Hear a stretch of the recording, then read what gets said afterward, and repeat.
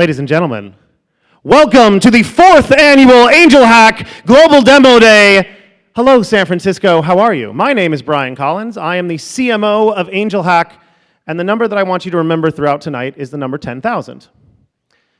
10,000 is the number of attendees who came out to one of our 50 events all over the world. From those 10,000 attendees, we had 50 winning projects that got invites to our HACKcelerator program. From those 50 winning projects, we had 18 teams who were selected to come here to present in front of you today. So when we say this is the top 1% of hackers around the world, we truly mean that this group of teams that you're about to see are the number 1% of hackers around the world. It's an amazing time, it's an amazing thing to see, and it's all possible because of one person. It's her vision, it's her hope, and it's her dream that's been able to make all of this happen. And I hope you'll join me in giving a warm round of applause for my friend, my mentor, our CEO and founder of Angel Hack, Sabine Ali.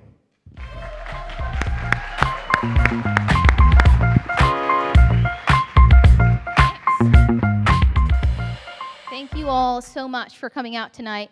Thank you, Brian.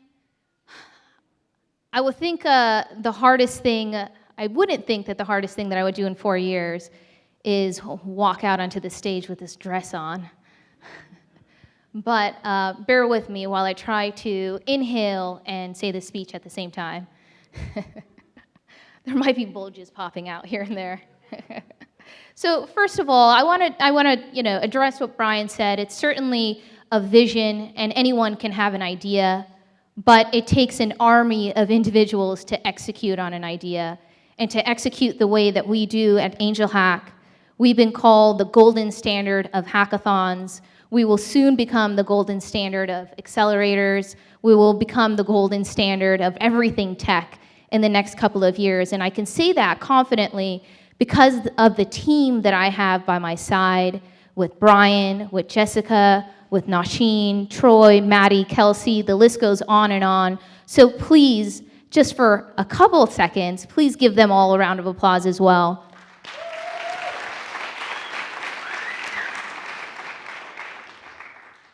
Someone's tweeting about me right now. Talk about how great I look, please. Yes, I do. Thank you. So we started Angel Hack in 2011. Believe it or not, raise your hand. Some of you have actually been involved with us since back then. Mr. Ben Parr, Mr. Jeff Tenenbaum, and a few others in this room. Angel Hack started as a vision to bring hackers together with angel investors. Our first ever event in December of 2011 had about 250 people. We were not expecting that turnout.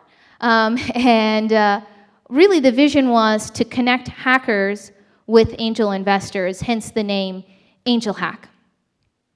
So our primary, along the way, we managed to expand into more than 96 cities and 65 countries, most recently in Havana, Cuba, in Ramallah, Palestine, in Iran, Iraq, and so many more places.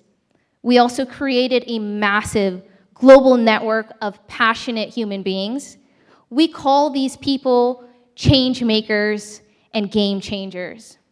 We have a few of the change makers and game changers here today that are going to present with you, and I can tell you with utmost sincerity, this is the best batch that we have ever had. Please give them a round of applause for their hard work, for their dedication. And I don't envy the task that our judges have ahead of them. Please also allow me to introduce Mr. Ben Parr. He is the author of a wonderful book that I've read myself, Captivology, a partner at the Dominate Fund, and also an Angel Hack advisor. More. And please also allow me to introduce partner at YC, Y Combinator, Kat Manalik. Also a partner at Y Combinator, Michael Siebel. Managing Director at Techstars, Jenny Fielding. Director of Technology at Techstars, Jed Christensen.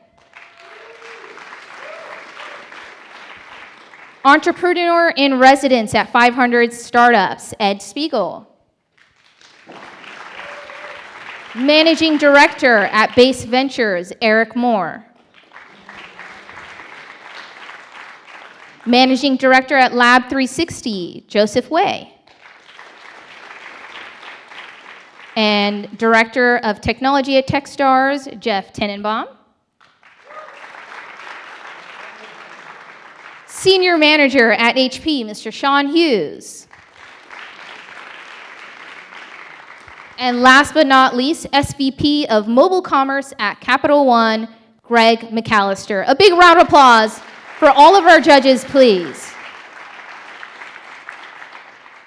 And here, to tell you a little bit more about where Angel Hack has been this past year and where we aim to go in 2015, please allow me to introduce Matt Wright and Sahar Abdul Rasul.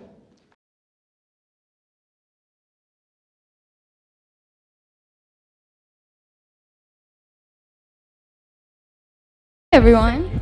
What's happening, everybody? Woo! How's everyone doing tonight? Good, good, good. My name is Matt Wright. I am our regional manager for the Americas. ¿Dónde está mi gente? Ay, vamos, vamos. This is Sahar. She is our regional manager for the Middle East and Africa region. Woo! Let's go. And we really wanted to share with you guys a lot of exciting regions that we entered this past series and exciting regions that we're looking to enter in this next upcoming Angel Hack 9 series. So as Sabine mentioned, this past year we actually entered cities that are commonly conceived as places that do not even have a tech scene. So places like Iran and Iraq, where we actually had a great turnout equivalent to any other new city that we entered to. So it was really great seeing the innovation that came out of there. And also, I actually was lucky enough to take a trip to Asia this last summer. I went into Vietnam, Ho Chi Minh City, Vietnam, and I was also in Bangkok, where we were seeing emerging tech scenes that are just now coming out, and they're so passionate, so driven, and it's nothing but inspiring. And of course, we always love to end right here in our home in the Silicon Valley, where all the tech is happening. We had an amazing turnout of 300 individuals and over 64 projects, which was just absolutely mind-blowing. So thank you, everyone. And on top of that, what we're looking to do this upcoming series, Sabine and I, our founder and CEO, took a nice trip to Cuba, Havana, Cuba, where we actually saw we saw hackers who are just now getting internet, and they want to hack, they want to build creative ideas. And it really gave us a new insight, and we're looking to do a new hackathon this upcoming series there in Havana, Cuba. As well as Cuba, we're actually entering for the first time in Africa, which is going to be amazing. We're going to have a hackathon in Nairobi and Rwanda, as well as other parts of the Middle East, like Cairo, which is a growing tech hub, and Jordan, which is considered the Silicon Valley of the Middle East. So we're really looking forward to what we have going on next year. This has been an amazing year. It's great to see all these teams come full circle here on stage. So we can make some noise for all the teams that are here today. They'll be on the stage. Louder. It's so amazing. Woo! Come on. Come on, there we go. Come on. There we go. Yalla. So thank you guys. We're really excited for this upcoming series, and we can't wait to see what HACKcelerator teams we can actually bring on the stage next year. So thank you guys. Thank you. Have a great night.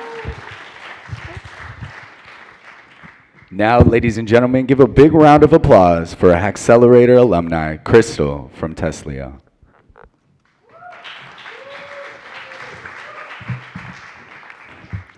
Hello, I'm super honored to be here today, and thank you so much, Angel Hack team, for inviting me here. So you wanted to hear my story. So my name is Kristel Viidik, and I am the CEO and co-founder of Testlio. And Testlio is a global community of expert testers that test apps. And we were one of the winners of Angel Hack 2012. So it's almost 3 years.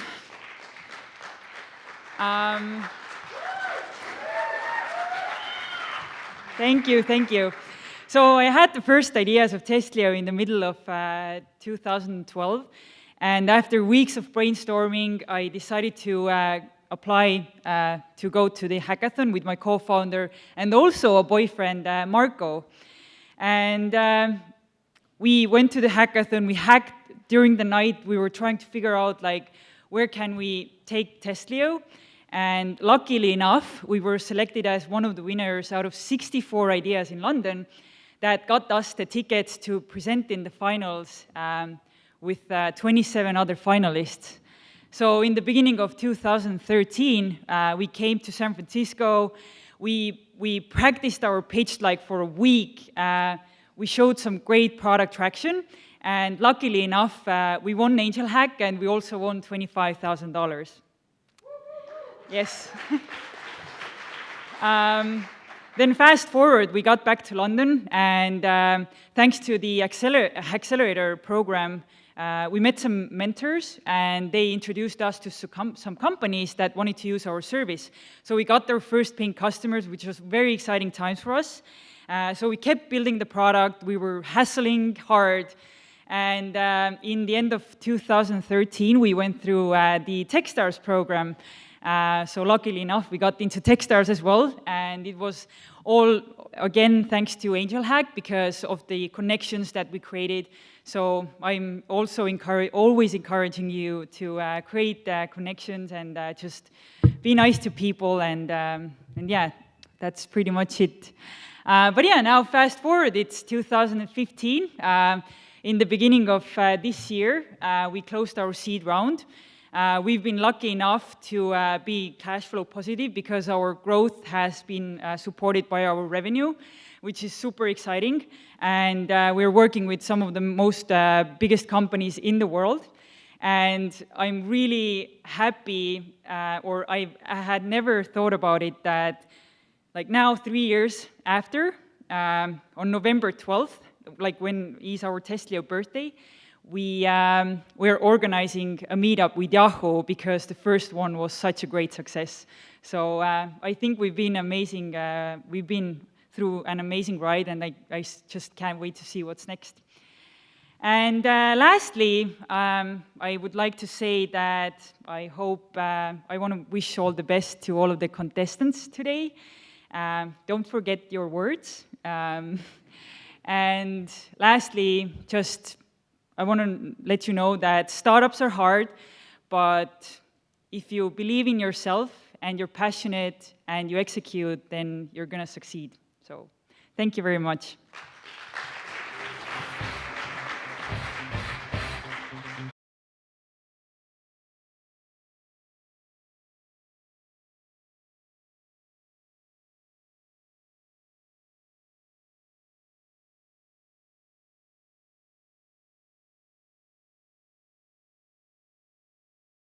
Good evening, ladies and gentlemen, and welcome to the future.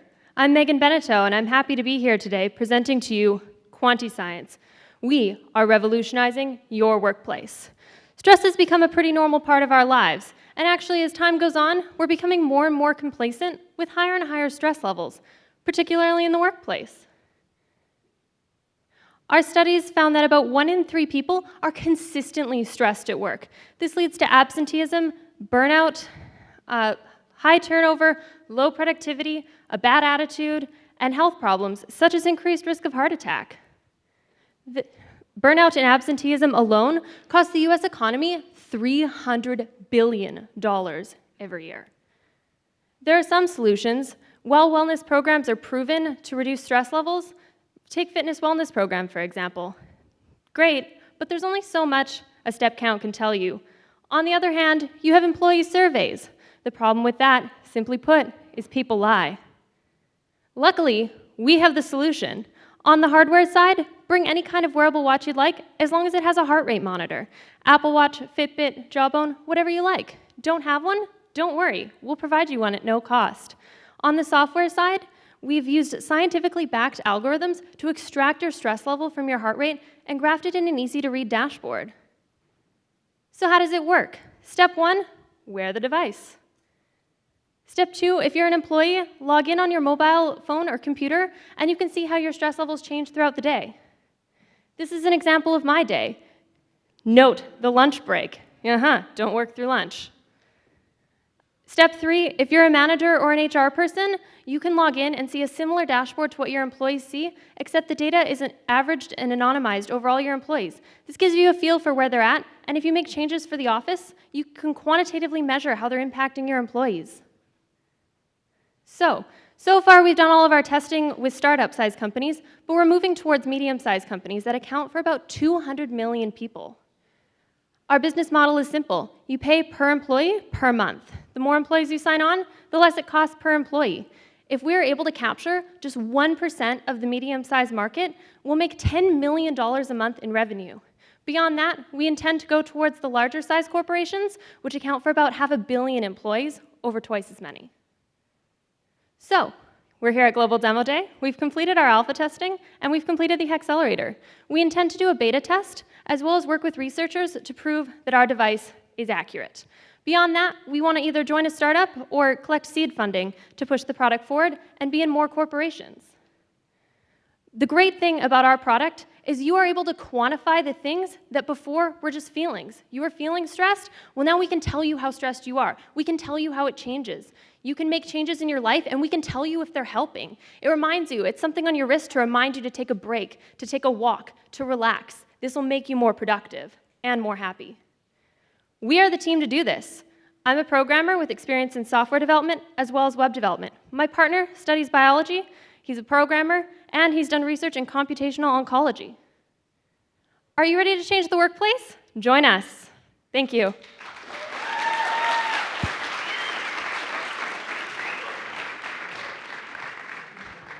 All right, ladies and gentlemen, the judges will have 1 minute for questions. Thank you. Why are you wearing the device now? I am wearing the device now. That's the device? That's the device. And so Professional. you want to make, so you're making the devices as well as using... Yeah, so this is a Fitbit device. Right. So they're a little bit on the pricey end, but they do more. So any of them will work? Any of the them others? work. Got it. How do you account for the variation of different devices' accuracy? That's something we're still researching into. I think we're in part of our intense research phase we want to get into. We want to measure the accuracy of different devices, but these devices are being sold for $200–300, so most of them are pretty accurate. What percentage of the people at the companies that you've talked to wanted to actually wear it? We found about 74%. Are you only targeting businesses, or would you look at going to the consumers direct as well? We're primarily focused on businesses, but I find the more I tell people about the device, the more I think we should also do consumers, because consumers are also interested if their businesses don't have it. But for now, we're focused on B2B.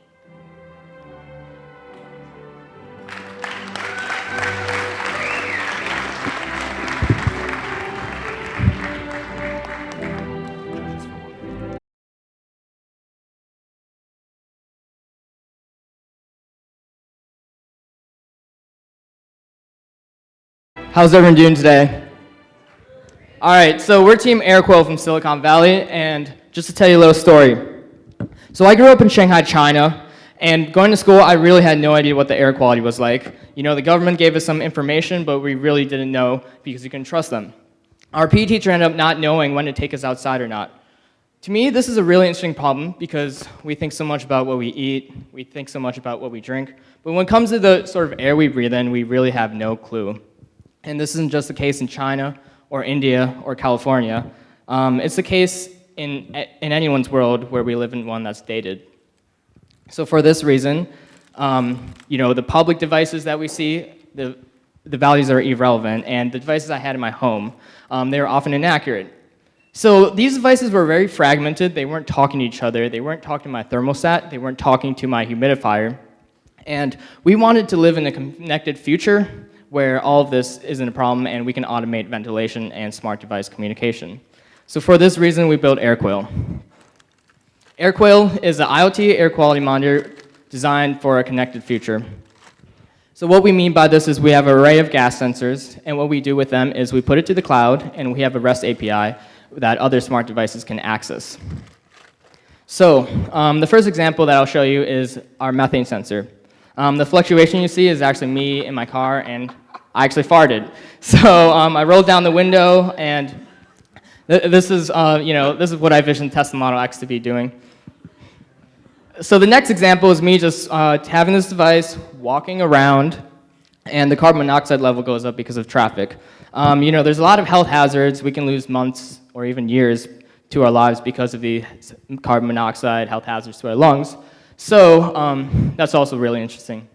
The third is smart home automation. So indoors, often the air quality can be worse than outside. And this is just a recording I had of me sitting in the kitchen, and then I opened the window. And this simulates what we can do if we automate ventilation systems. Okay, so we're on our third prototype. We currently have a device being tested in a Northern California school district. It's been great feedback, and the reason we're doing this is because there's a large manufacturer appliance company in China that's interested in our device. Their plan in 3 to 5 years is to roll out a platform where they have their central console system, and they want our device to be their IoT endpoint. But before we even get there, we need to make sure this is reliable, that we're getting good readings, and that appliances can actually do things with this. So our plan for that is we roll out a 100-device beta test. Afterwards, we want to get approval from the EPA or universities to really make sure our sensors work well. To give you an idea about our competitive landscape, so we want to be user-friendly, just like the personal devices I had in my home, but we also need much more accurate readings, like lab devices that they have for custom-built solutions. We're also not something you just plug in your wall. We want to be indoors and outdoors, but we're also probably not going to be a wearable because we want accurate readings for a lot of these gases. So to sum things up, we're a strong technical team, and we really just want to change how everyone sees air in the future. We're looking for a strategic partnership, and that means we're looking for people that want to help us, who are hands-on, who like a challenge, and actually want to do something interesting. Thank you.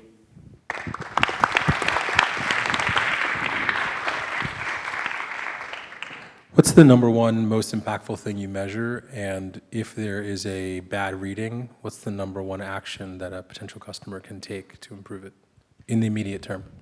Yeah, so right now, I think methane or carbon monoxide are the ones that we've had the best values from. Particles are a huge one, but everyone who's been doing it hasn't been able to get good readings. I think there's a quote by Elon Musk, we couldn't find good particle readings inside of the Tesla Model X. And carbon dioxide is the other one we want to work on next, because that's really, if there's people, there's going to be a lot of carbon dioxide. What do you do? Right now, we're focusing on sensor technology because that's the hardest part. What does a customer do if any of those readings is dangerously high? Oh yeah, so there's a lot of solutions, but I think we can just give them some guidelines. That's the first step. Educate them, and then because it's going to take 3 to 4 years to actually roll out these automation things, but we definitely want to get our product out there. There's a couple of these out there, and you put some of them on there, and one of whom has gone through HACKcelerator. In 2 sentences, why is yours the absolute best product on the market? Yeah, that's really helpful. So on one hand, we really want to focus on the cloud and predictive analytics. The second one is we want good design and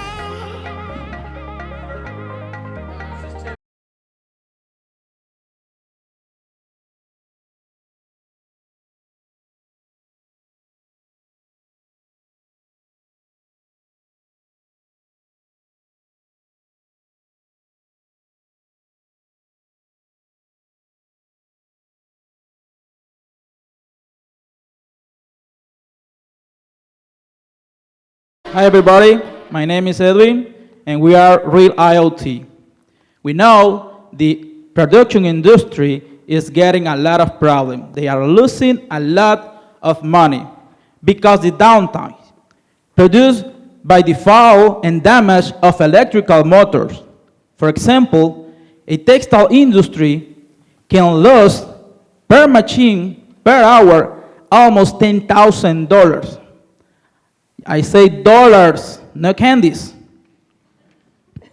But don't worry, because we can stop it.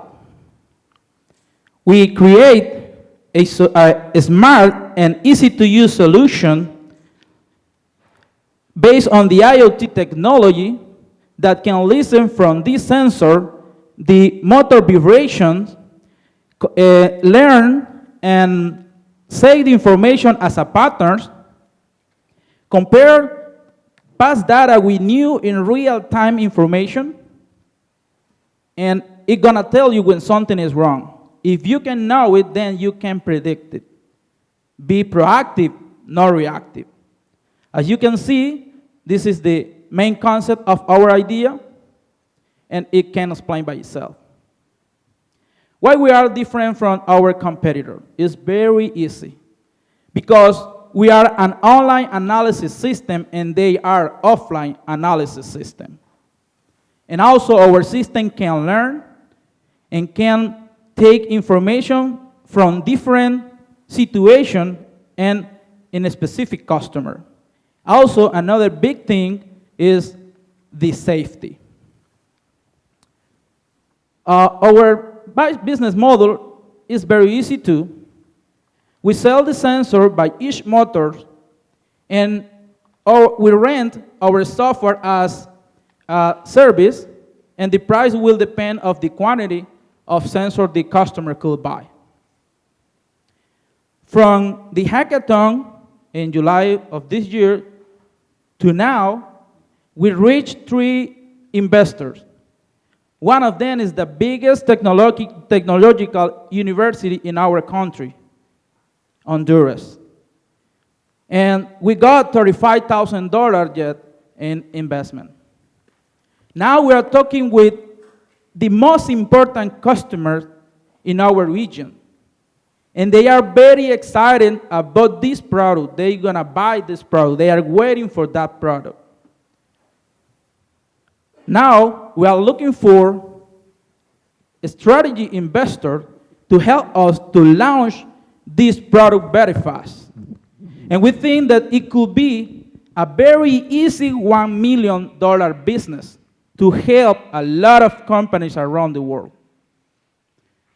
Well, this is my team, and we have almost or more than 25 years in experience in the production industry. Thanks. Do you have some questions?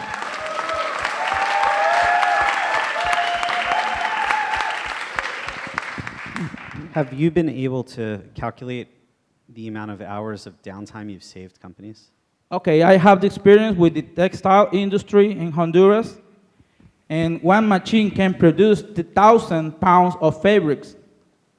And when a motor fails, the machine can stop for 1 to 3 hours. Each pound can cost $4 or $5 each pound. That's it. What's the expansion plan outside of Honduras? Okay, the idea is to finish our product. We had to spend a lot of money in investigation, statistics, mathematical. We want to produce the sensor and test in our country because this is the market that we know now, but we will want to learn about this technology very well, and then we're going to expand to the world. How are you securing data in the devices, or are you mostly targeting public cloud infrastructure only? Yes, we're talking about, but really the vibration information really is only for you. It's only important for you. Anybody can do something with this information. Thanks.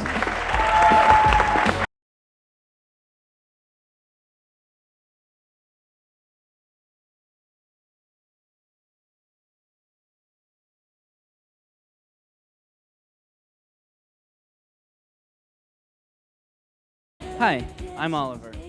Let me tell you how I waste over a quarter of my workday. I work in a lab with over 40 different instruments, each connected to their computer, scattered around labs and clean rooms. None of them talk to each other, which forces me to walk to and from these instruments, gathering data throughout my day. That's where AtumSoft comes in. Using this AtumSoft bridge, it allows for a fully interconnected lab where technicians such as Oliver can start a test at the instrument, go back to their desk, and then the information would be transmitted wirelessly to a centralized location that would be monitored on a laptop, a tablet, or a smartphone. This would both decrease the amount of time wasted and increase productivity. This is an industry that is waiting to be disrupted. Take, for example, Dr. Kalar and Dr. Carl, who both believe we are the solution to fix this problem. AtumSoft was started in Cincinnati in August of 2015 and recently won an angel hack. Since then, we have been attracting local investor interest. We are actively looking for angels and investors that are willing to help us take our prototype to actual laboratories and test it with the various instrumentation in the market. The top 15 instrument companies have sold over $19.2 billion in instrumentation in 2014 alone. Based on our estimates, we can realize a $300 million market opportunity if we retrofit our device into both existing and new instruments sold. The way we will do this is by entering small laboratories and large companies built of small laboratories. This will both be a safe entry into their market and a high gain for us.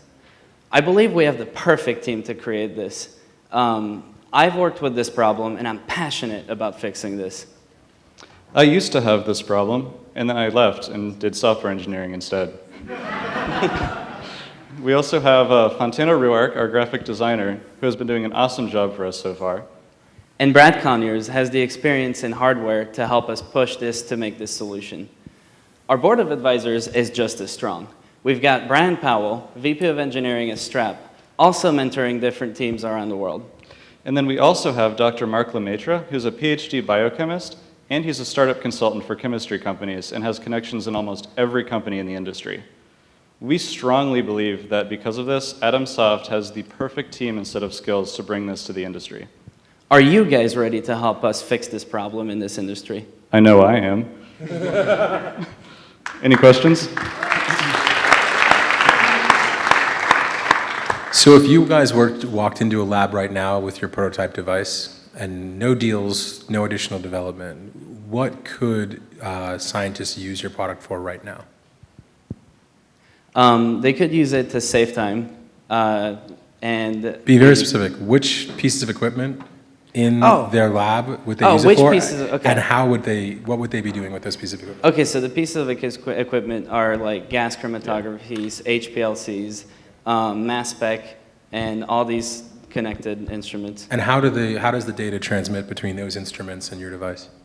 So right now the data is connected usually with an Ethernet cable to a separate computer that's stationed at each instrument. Yeah. These instruments are pretty large, and as Oliver said, they can be scattered around. Yeah. With our device, they would be connected the same way with an Ethernet cable into the device, and it would act basically as a wireless bridge that transmits it to our centralized server that would be very secure, because industries like this are put a high priority on security.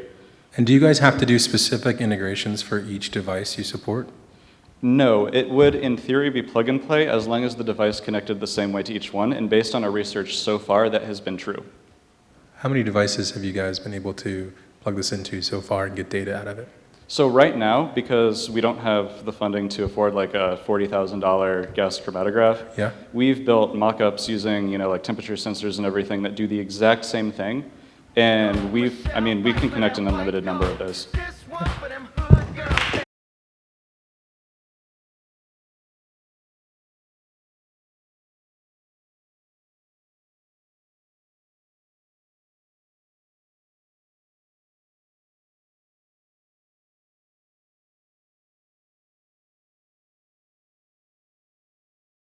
So Matt and Zahar talked about the series, and that's really where we got our start at Angel Hack, but that wasn't everything that we always did. Hello, Ben.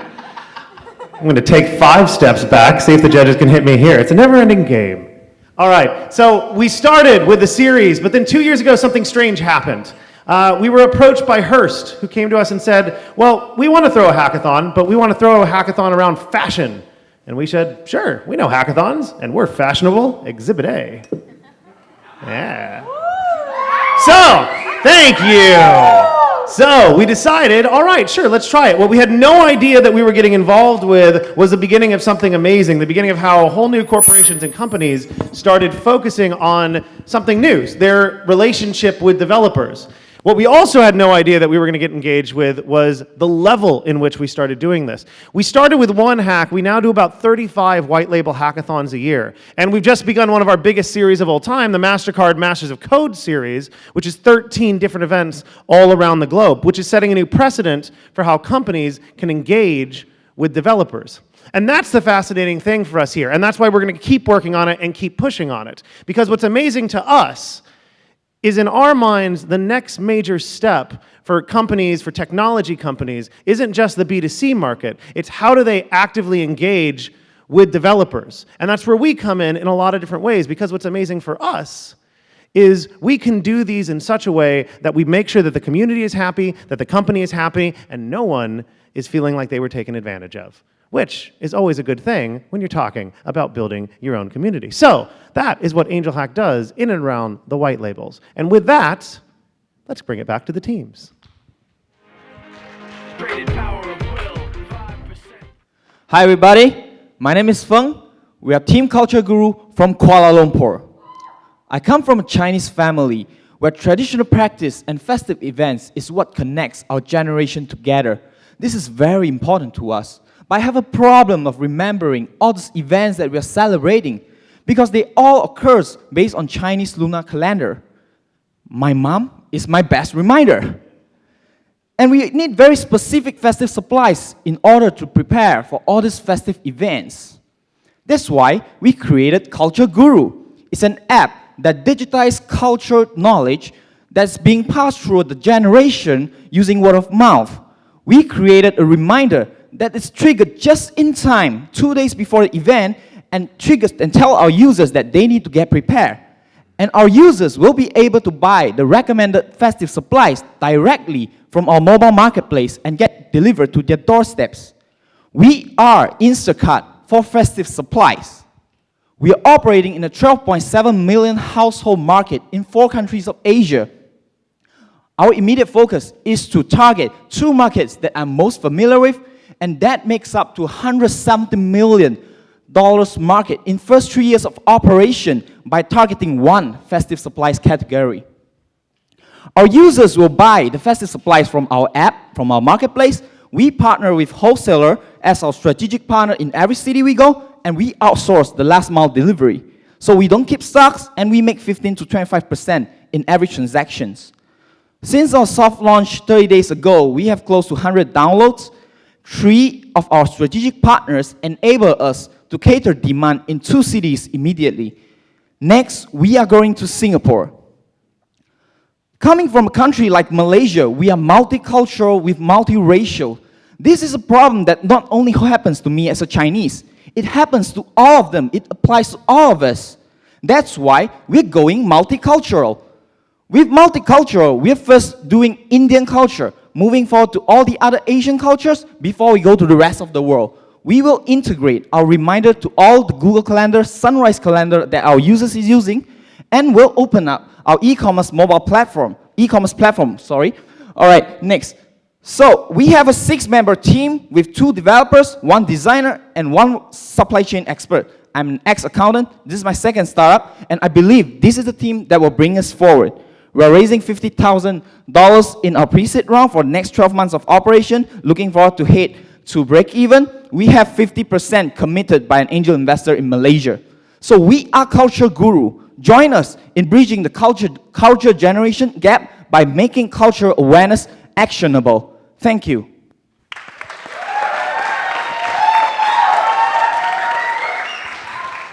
How much could you expect the average person to order for one of these, and how much could you expect? So in Malaysia, our data shows that our the average spending is $170 every year. But in Singapore, our data shows that they're spending $345 on average every year. On average every year. So they actually spend every month. How many purchases would you make on this every year if you were living in Malaysia or living in Singapore? So things like festive supplies, things like Joss paper, instant sticks, we actually burn every month. Things you actually buy every month, some are festive, like food, maybe you have jerky meat, mooncake, these are seasonal, but they are still repetitive. How do you handle payments? How do you handle payments and how do you handle fraud? So now we are doing two ways. We are doing cash on delivery, which is still widely acceptable in Malaysia, and then we are integrating Braintree as a credit card payment directly. So are you working with consumers as the end customer who use the app, and then how are you going to be supporting them and handling product returns if you're the middleman? representing suppliers? So we are aggregating all the supplies on our platform. So whenever every day we actually have a cutoff. So we'll get this all the items directly from our suppliers, and then we will package it and outsource it to our partners to actually do the last mile delivery. Thank you.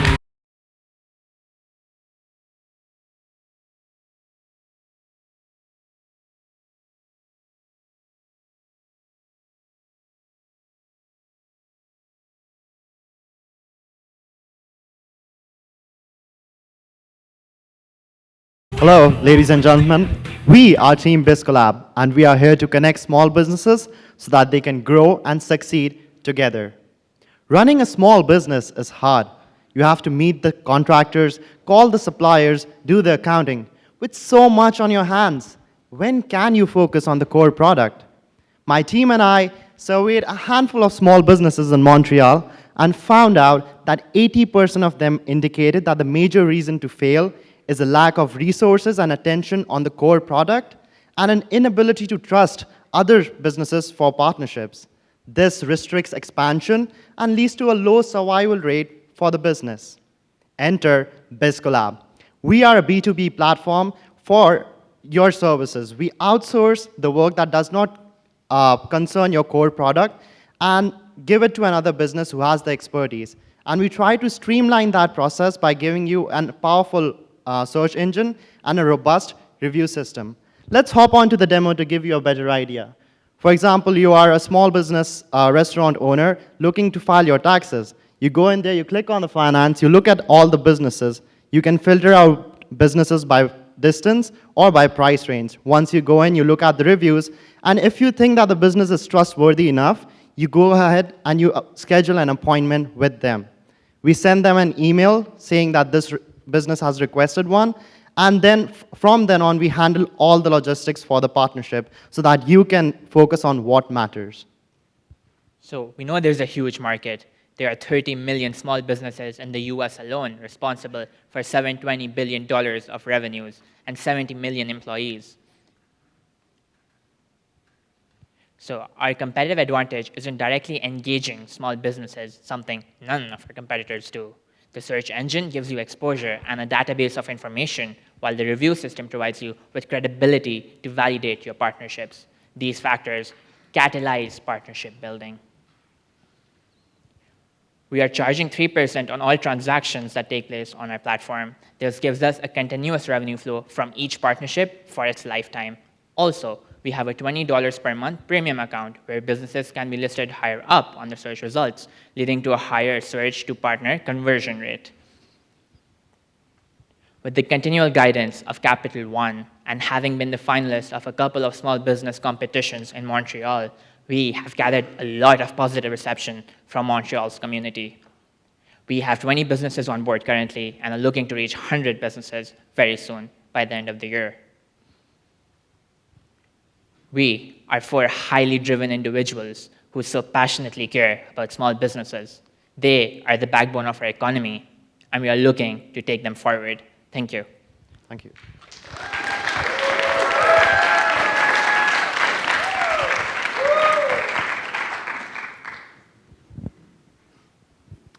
So you're a discovery platform, you're an appointments platform, you're a reputation management platform. That's a lot to do initially. What are you going to focus on first? And beyond Montreal and beyond things that don't scale for engaging the first SMBs, it's extremely expensive to acquire them. What's the strategy? Is it going to be direct? Is it going to be channel? What's that going to look like?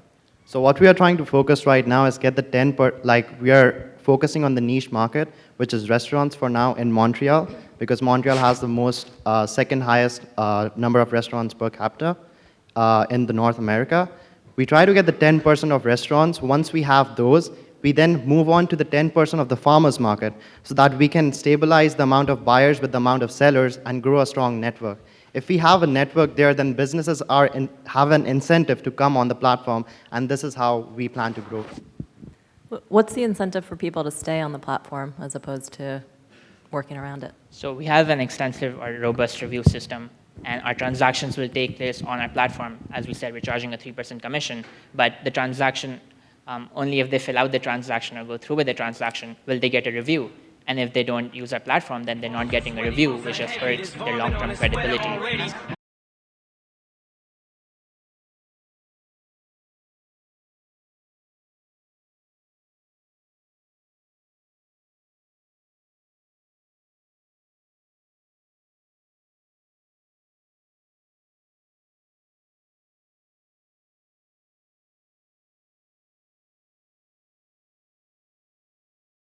Hi, I'm Omar. She's Gabi. Moving is a pain. It's awful. Here and everywhere. Last time I had to move, I was like, oh, por Dios. And then I realized that when you're looking for the best drive experience, you go for Uber. When you're looking for the best host experience, you go for Airbnb. But what happens when you're looking for the best moving experience? It seems like no one's there. For that reason, we created BoxTrip. BoxTrip, it's a platform that connects people who need to move their belongings with customized high-quality service providers. Only tell us what, where, and when you need to move, make a reservation, and we select the perfect team service provider that best fits all your needs. All of our service providers are carefully selected. They are background checked, they have to pass psychometric tests, they are personally interviewed, and they are highly qualified in moving services. Our service is highly customized.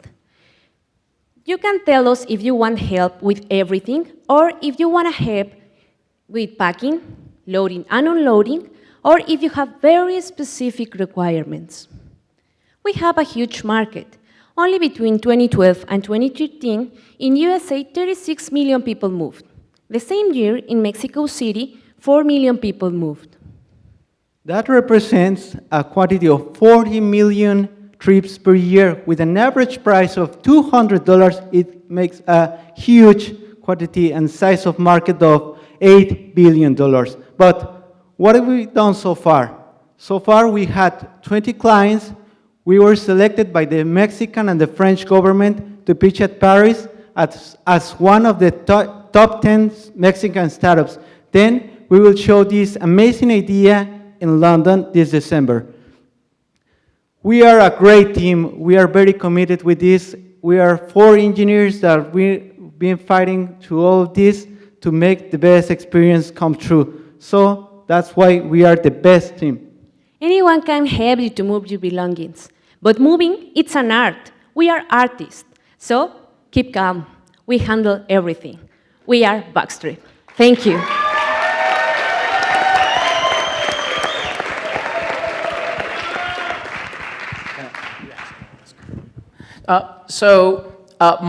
I have one concern, which is the reason why Ubers and Airbnbs work is because habits get formed when you use it multiple times on a day or a week or a month. Moving happens extremely rarely. So the 2 questions I have are, 1, how do you make something that happens so rarely for the individual a habit? And 2, what do you estimate are your customer acquisition costs, and how do you acquire those first customers? For customer acquisition, we have strategic alliances with some partners. For example, in Mexico City, we have some tools that can help people to renting spaces or homes. They provide the home, we provide the move. And for Yeah, there are a lot of new buildings in Mexico City and all around the world. The people are moving everywhere, so a lot of people are looking for the best moving experience. So that's our main focus to how to get customers. When did you guys launch? Yeah, When? we have. We launched on August, our first MVP. We didn't think that the customers will arrive so quickly. And with our MVP, arrived 20 clients. Okay. Thank you so much. Thank you very much.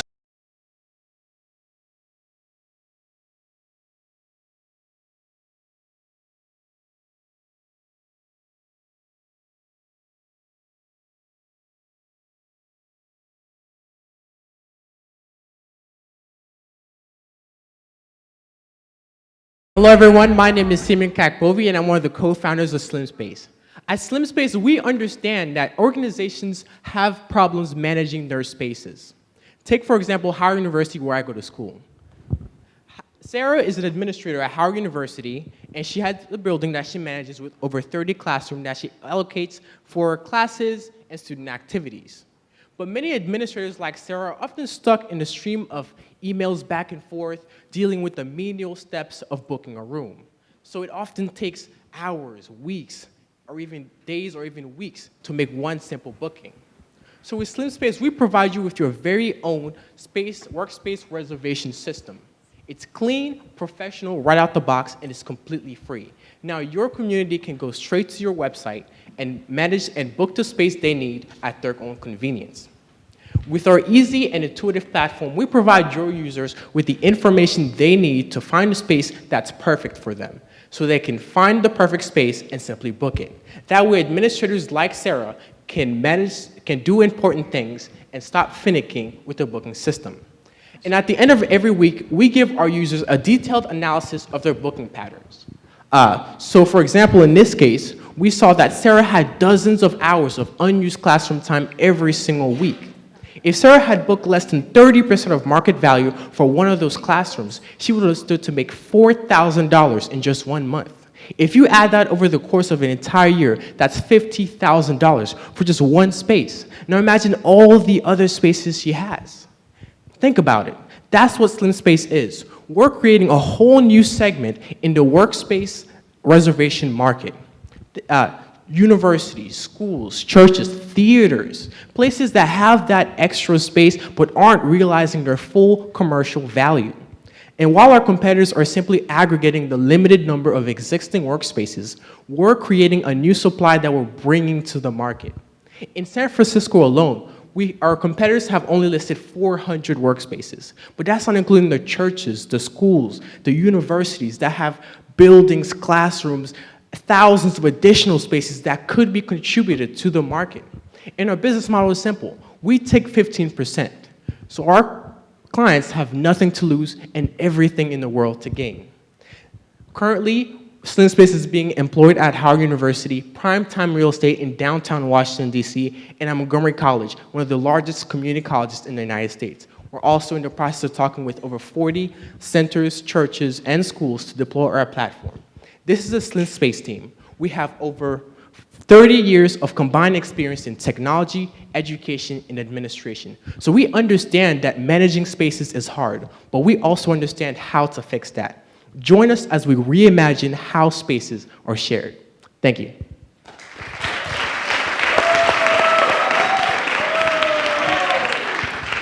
How many spaces are on your platform right now? We have two main big spaces. So we have Howard University and Montgomery College. We're taking our time with these clients because they have, how many on each? We have the School of Business, so that has about 30 spaces in total, and we're working with them. Are all the founders working full-time on this product? Yes, except me, I'm a full-time student also. Is there a problem bringing outsiders onto college campuses? Well, colleges also currently do that, so on weekends and after school, they also have outside organizations that do book rooms, but there's often not an efficient process of doing this, so they try to scale back on that. And have you thought about the cleanup process, like post-event at a space? Most colleges and universities have custodians that come through anyways whenever in-school events happen, so this would be at no additional cost. Everything you've said so far is about the supply side. Can you tell us about the demand?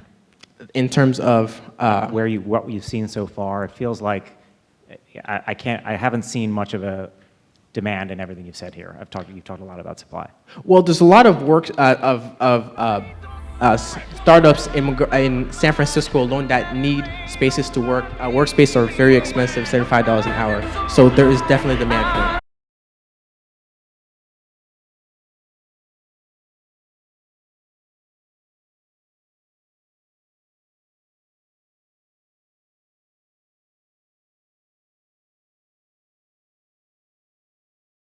So last year I was traveling to Taiwan and everything was set. The flight was booked, the hotel was booked, and the only thing that was missing was the currency.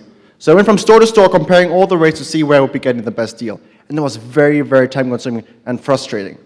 Alternatively, I could have just gone to the airport and trade with these guys. But they charge 15 to 20%. And as a student, that's something I cannot afford. But do we really need the central broker? Because in places like in airports and universities, we have people from all around the world. Can't I be connecting people with offsetting needs?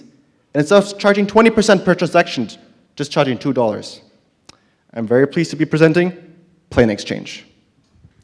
And we hope to be democratizing currency exchange by making it cheap, convenient, and transparent. So once you've found somebody with an offsetting need, through our platform, you can then connect with them to determine when and where you want to meet to make the physical currency exchange convenient. And of course, we're dealing with physical currency. So safety is of utmost importance. So we've engineered a three-tier verification process. Before you can accept any trade, we verify you either through a university email or your flight reference number. Additionally, once you've acquired a currency, we'll then be giving you a booklet for you to verify the currency yourself. And after the trade has happened, you can then rate the other person. This information is publicly available. So even without paying us, you're able to see all the offers on the market and add your own. However, to trade with the other person, mutually paid consent needs to be achieved. So we've just finished another trial at our university, and in 14 days, with 40 users and 0 additional operating costs, we have successfully transacted $30,000. Additionally, we have partnered with the 2 biggest universities in Hong Kong. So where are we going with this? Currently, we're expanding our reach beyond just my university, but also to other Hong Kong universities. With the track record and the feedback we've received from those students, we then hope to be entering the travel industry, but first for the budget travelers and then the entire travel market. And of course, implementing such a solution needs a very, very well-rounded team. We have people from the business, the IT, design, and the community management. And this is especially important because the consensus of the crowd feeling safe is the key to our success.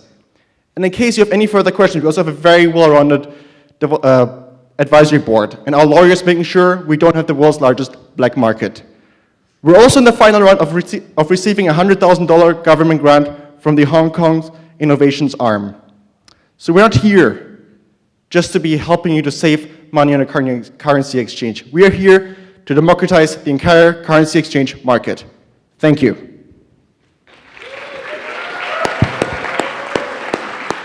I just want to say congrats, your idea is freaking awesome and it's beautiful. I love the leverage of the crowds.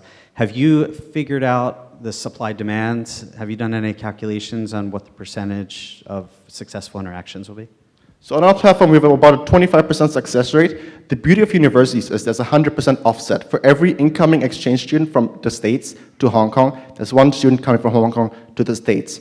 So there's a perfect match. So that's how we've been able to leverage this high number. What are the, at least in the US, are there any regulatory hurdles on providing this type of service, or can you do this without any licenses or anything? So we're focusing on the Asia-Pacific market. In Hong Kong, it is legal to be doing this. We do, however, need to be requiring a license. And this will be acquired from these $100,000, which we hope to be receiving from the government. What about cryptocurrency? How does that fit in here? Pardon me? What about cryptocurrency? Bitcoin? Sorry, we only focus on physical cash. Right, but won't Bitcoin eliminate a lot of the fees and all of this? So you're not bullish on crypto? No, we don't do that, no. How have you thought about coping with some of the potential security issues between P2P? Yeah, that's why we have spent so much time on really innovating on the verification process, and that's why we have our community manager. Because if people feel not safe, she'll tell us, and then we'll implement those solutions into our platform. Thank you.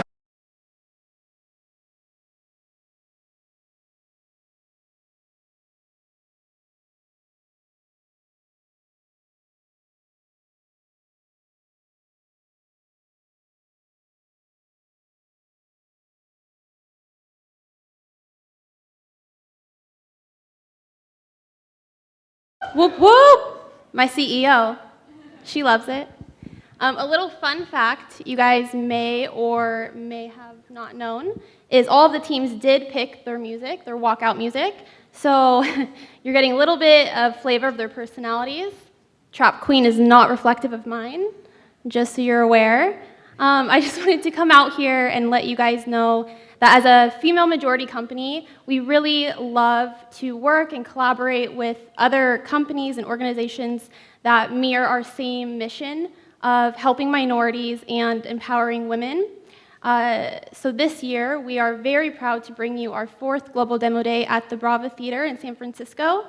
For those of you who may not know, the Brava Theater specializes in helping uplift women, helping minorities such as youth, LGBTQ, and other unheard voices. So let's go ahead and give it up for this awesome space at the Brava Theater. Woo! With that, we are going to go ahead and take you into a 10-minute intermission. Feel free to get up, stretch your legs, grab some drinks, and we will see you back here in 10 minutes. Thank you.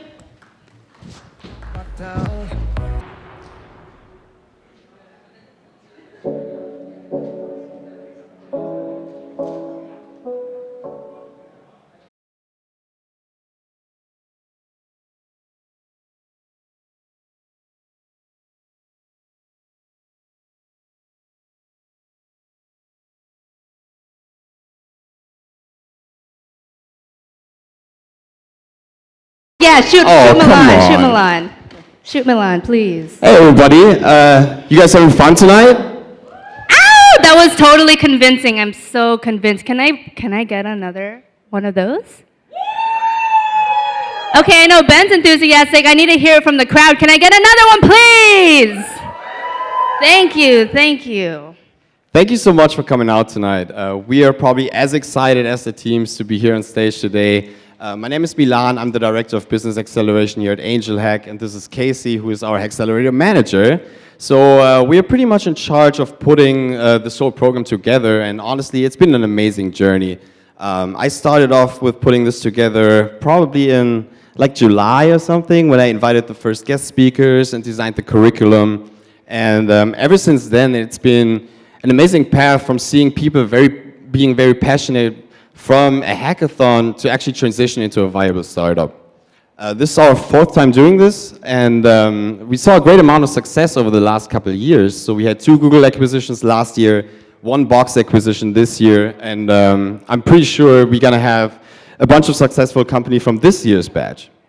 This time around, what we did different is we really focused on shipping the MVP very early on, getting user feedback, and then iterating the product to then eventually acquire very valuable partnerships with Fortune 500 companies.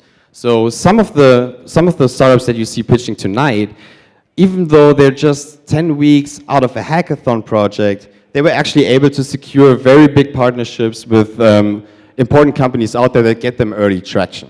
So this is one thing that was very important to us this time around. Based on the successes in our curriculum this year, a lot of Fortune 500 companies approached us to run their innovation initiatives and accelerators. So we've been working in the past year with organizations such as Capital One, UBS, and a couple others to help them innovate within their own organization. So tonight I'm very happy to announce that we are in the process of white labeling our accelerator services, and we're looking to engage with more partners on that level to actually help people transform from the corporate world into the startup ecosystem and just kind of like jump on this train of innovation, which is very important for any kind of organization. That wouldn't have happened with all our mentors that Casey actually brought together. So again, I would like to hand it off to Casey, our HACKcelerator manager. Hey everybody. Thanks Milan, thanks Milan. So, bringing it back to the HACKcelerator, I do want to really reiterate that an integral part of the program are our mentors. You know, each team is connected with a local mentor in their city, and these mentors really dedicate a lot of their time, their effort, you know, advice, they give advice about, they share their experience and their expertise. So, you know, really without these guys, our program wouldn't be as strong, and our teams wouldn't be as strong. And they're strong teams, so these mentors really, really help them as well. So, without further ado, I really wanted to spotlight one person who just went above and beyond and was just available at all hours, any time of the day for his team. Mr. Brian Powell, can I please have you up on stage? My mentor of the year. He's the mentor for AtumSoft, who you saw earlier from Cincinnati. Thank you so much. Thanks for being here. Great job, thank you. So without further ado, we'll get back to the pitches. Yeah! Nice.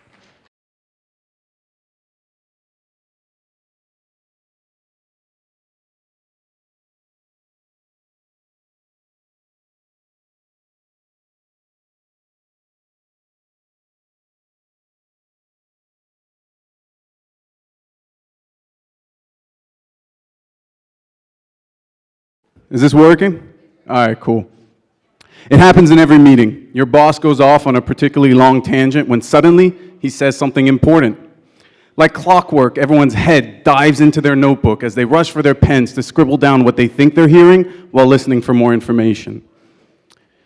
We still take down minutes of meetings today as ancient Egyptian scribes did 5,000 years ago. At Wrappup, we think the office scribe is due for an upgrade. Wrappup uses an intelligent voice recorder to seamlessly capture and organize and summarize meeting discussions at the push of a button. Let me show you how. John here is an IT project manager. He loads his calendar and selects the IT meeting and basically is able to create an agenda and target key decisions. He then sends that out to all the participants so they're on the same page heading into the meeting. As the meeting begins, the recorder is launched. The first topic is loaded into the meeting DJ. This means that the recording is tagged under that topic.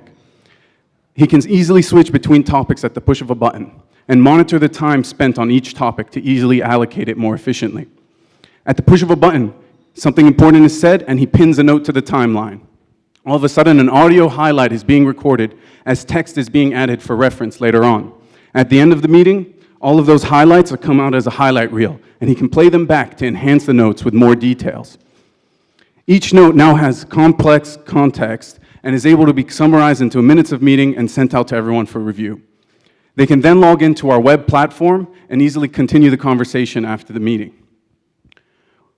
We build powerful technology to make this app even more intuitive. We're using speech-to-text search to be able to pinpoint any word in any meeting at the push of a button. You can play that back immediately. We also have voice print recognition. Similar to thumbprint recognition, we're able to identify people based on their voice print and minute them. Remember what Stan said? Well, now you can. We use all this data to build individual efficiency metrics and help people become more efficient in their work life. We've been overwhelmed by the feedback so far. With 15 multinationals on board in our private beta, we just don't know where to go next. Emirates has even asked us to deploy the app on their internal app store, which is going to be available for 35,000 employees. We've also, in addition to beta testing, been a part of IBM and Microsoft's startup programs. They've given us $150,000 to make sure that our burn rate is low. The best developers in Dubai, Rishav and Ayush, managed to build all the technology you see on the screen today in under 3 months. I myself left my cushy job at Bain & Company, and I'm working on making minutes of meeting easy for everybody. We're looking for strategic accelerators and investors who can help us build out a habit-changing product, define our go-to-market strategy with enterprise, and help us deploy a SaaS freemium product. Who wants to build meetings with momentum?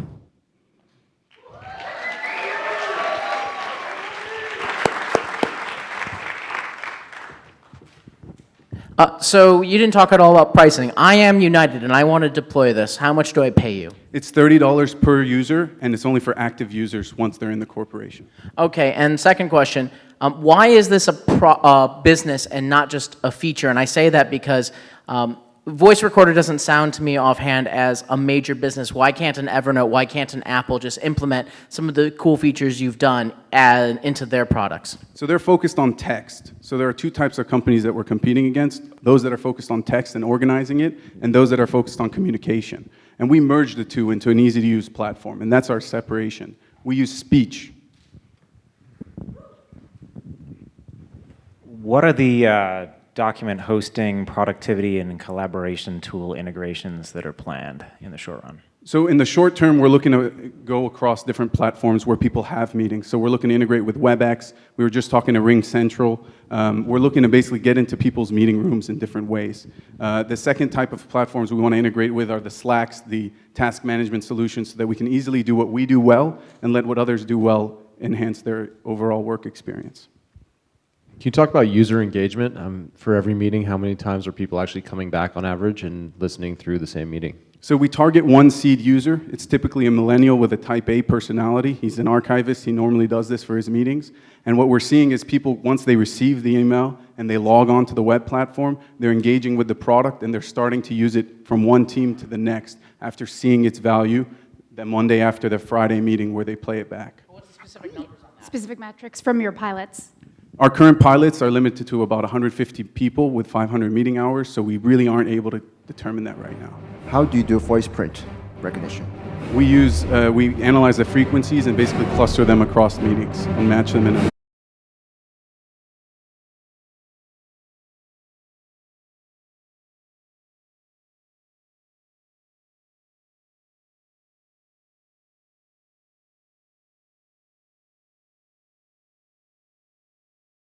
Good evening, everyone. I'm Aviral from Codeorb, and my friend Nafiz out there handles the development while I handle the product. We've been developing mobile apps for so long that we know what all the problems that mobile app developers face are. We think mobile app development should be easy, but here's the thing, it's not. You spend so much time working on mobile apps, but one bug in production can destroy it all. Even if you manage to get past that, you'll get bitten by something we call the mobile compromise. You can only focus on either agility or quality. But what if I told you there was something that could let you get both of those things? So here at Codeorb, we've built a support, analytics, and deployment workflow that does all of those things. Let me show you how it works. So here's a company called Topeka that's just built a wonderful mobile quizzing app. Let's see what happens when they try it out with a user. It looks like everything's going fine until their app crashes. So we built a solution that lets the developer talk to the user, prioritize based on HP's smart APIs, and figure out exactly what the issue is before they look at the screenshot and the technical information and figure out how to fix it. They can then comfort the user, and here's the cool part. They can open up the code right on their mobile device, fix the issue, and deploy it back to that user live. While our developer does this, let me tell you, we are the only company that has figured out how to do this for native Android apps. So it looks like Topeka is going to fix that problem and get a great rating on the Play Store.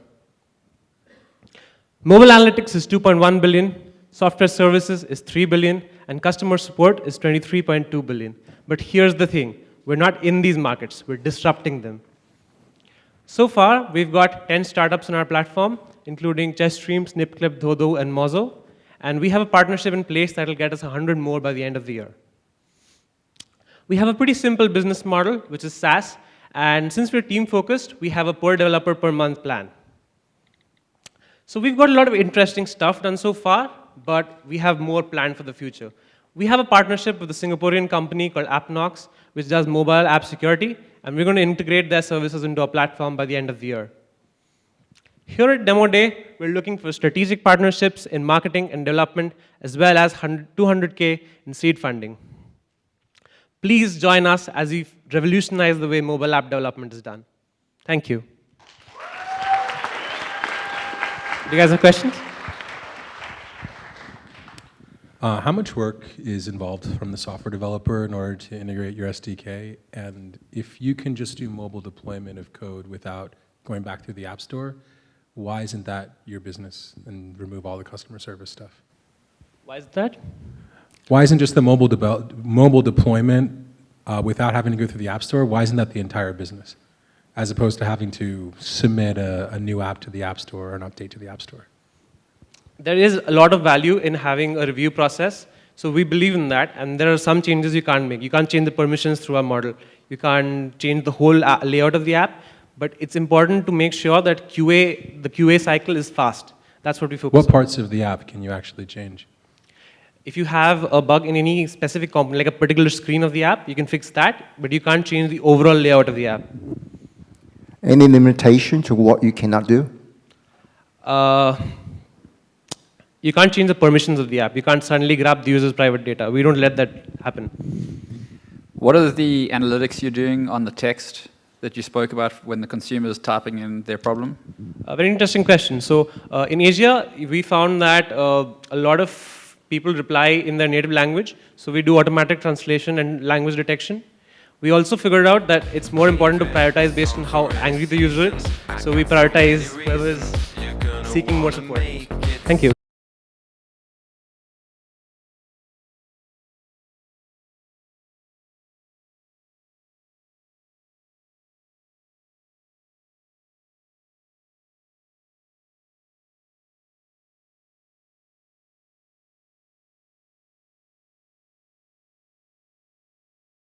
Hi, I am Michelle from InfiniteLoops. As developers, we face a constant problem. Deployment is complex. Even more if you need to deploy a little script with a few lines of code. You spend more time doing that than solving the problem. That's why we created InfiniteLoops, a service for developers where with a Git push you can deploy any script in the cloud to run it on our servers. The service provides a simple user experience to the developer. That way he is more productive. They only have to code and we will take care of the deployment. We have launched ideas, a marketplace where the developers share and reuse scripts. There are some very interesting, like for example, a script to send to your girlfriend a message every day with a lovely message. Let's see how this works. This is a script to post a message on the Slack channel every minute. You can do this only with a Git push. It's simple. Now imagine that you can use this to solve more complex problems like web scraping, database backups, service monitoring, or anything that you can automate. The two commonly platforms used in the market are AWS Lambda and Azure Scheduler. They provide the infrastructure for the developers, but they lack of user experience. That's why platforms like DigitalOcean and Heroku are so popular among the developers. They provide the user experience over AWS EC2. The same goes for InfiniteLoops. We provide the user experience over AWS Lambda and Azure Scheduler because we make the process simpler. Our main market are the developers. There are about 90 million of developers in the world. With a server of $10, we can automate, we can execute for the 43,000 of minutes with a revenue of $200 per month per server. Currently, we are on a beta, testing with the community and some selected startups. We have received $10,000 in DigitalOcean credits that we are using to operate the first 3 years with a free tier model. The team that then makes this possible is Angel Boro, user experience designer, and me, software developer. We are looking for $200,000 to be awesome. Thank you.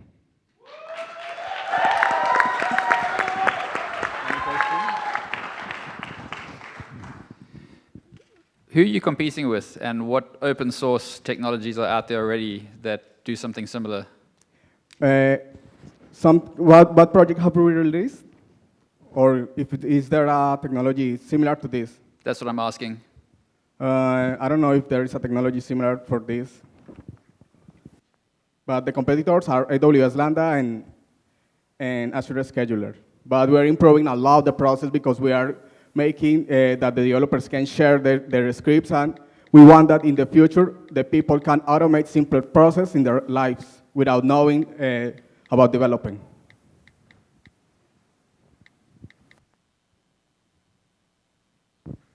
So you get the $200,000, the business scales. What does it look like in 3 years? Okay, what we want with this is that, for example, the developers create great scripts, but we want that simple person that they don't know anything about development can use the scripts to automate simple process in their daily life.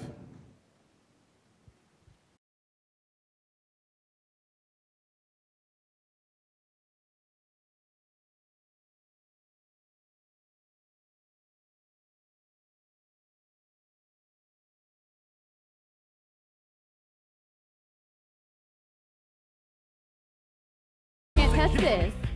Good evening, everyone. Welcome to my Angel Hack International colleagues who I've met for the first time this week, to our friends who are here to support us and see what was built in the 2015 Global Hackathon series, and welcome to all of the HACKcelerator teams that worked so hard to be here. Please give yourselves a round of applause. My name is Nosheen Ali. I'm the VP of Marketing and Communications for Angel Hack. And I'm also the lead for our nonprofit called Code for a Cause, which was founded in 2013. Our aim at Code for a Cause is to use technology to benefit local and global community, with Angel Hack flair, of course. So this summer, we were able to organize the first overnight hackathon at the UN headquarters in New York City. That deserves an applause. Hackers at the UN overnight, pretty cool. We were also able to work with the World Bank, alleviating and helping to address the serious problem of road safety in India. With a female founder and a primarily female leading team, we're always seeking out opportunities to uplift women. And that's exactly what we did when we worked with the UN Singapore Women's Committee, where we created a hackathon to uplift women globally. One of the initiatives that I'm most proud of is our partnership with Capital One. We organized 2 hackathons with Capital One, collaborating actually with Capital One, asking our hackers to create solutions for small businesses. Pretty soon, you're going to see one of those teams that has gained a tremendous amount of traction. We're extremely proud of them. We could not have done it without our friend Capital One. So from Angel Hack, Code for a Cause, thank you so much for not only supporting Angel Hack, but also supporting our nonprofit initiatives. Thank you.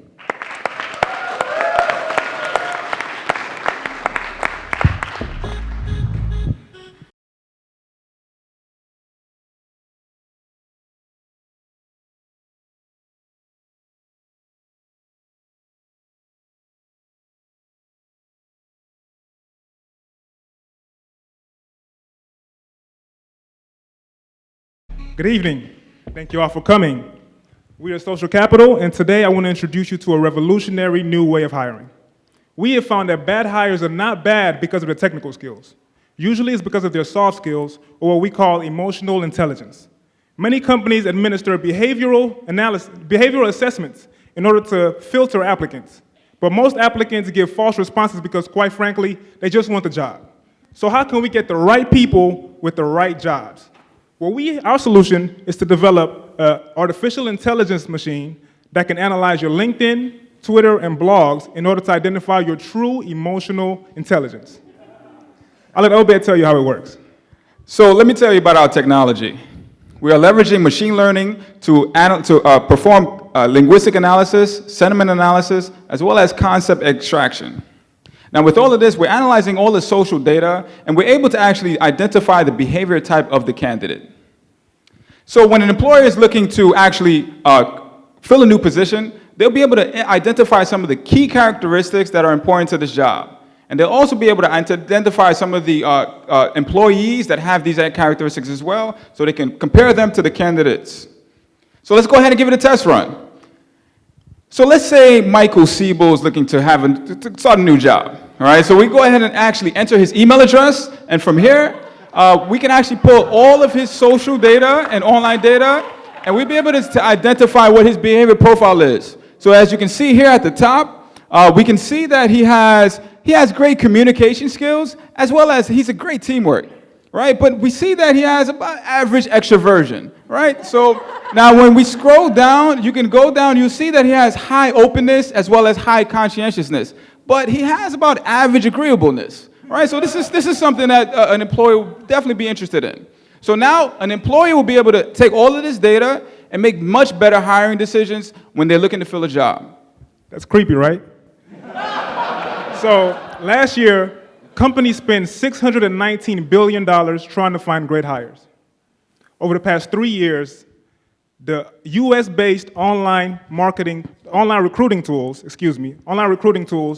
the market has grown by 150%. So we're in a very, very fast-growing market, but that still has a lot more room to grow. What sets us apart from our competition is that our solution is completely behavior-based, which means no more quizzes. It's also super easy for the hiring manager and super easy for the applicant as well. We're going to be selling standalone applicant tracking systems to small and mid-sized businesses, and we're going to be selling our API to large enterprise companies that may already have a system in place. Over the past 3 months, we've been running a pilot program at Capital One, WeWork, and New Meatees. So let me tell you about our team. Both Tope and I are software engineers, and we have an advisory team that consists of HR executives and managers at Capital One.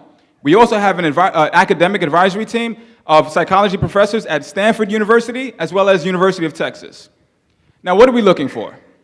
We're looking for strategic investors as well as advisors so that we can continue building our company and scaling our technology. So we are SocialCapital, and we're based here in San Francisco, so we'd love to talk with you and tell you more about our startup. Thank you. Thank you, guys.